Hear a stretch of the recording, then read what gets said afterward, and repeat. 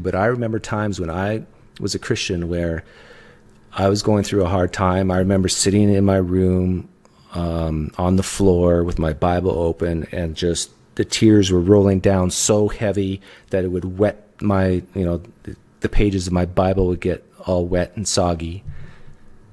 And those were the times when my confidence that Jesus was real and God was real, the Bible was true, all these things, my confidence was at its peak during those moments. And I bet you that's what happened to him, and that's what happens to so many Christians, Muslims. It doesn't matter what religion you're in.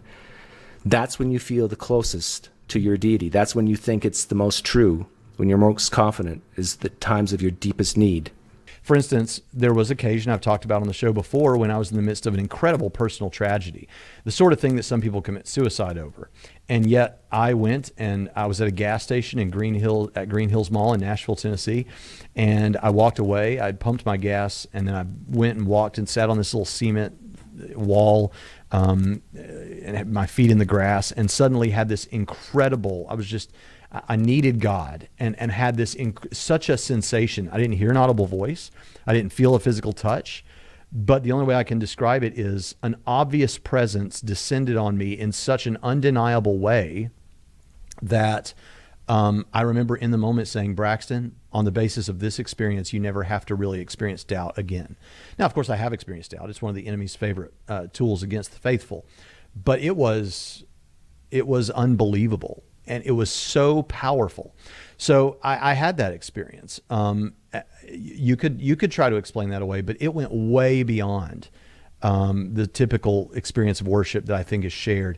I think this was something more. But she comes from this place of desperation and suicidal depression, and she's told that she's forgiven, and she wakes up the next morning. She can breathe.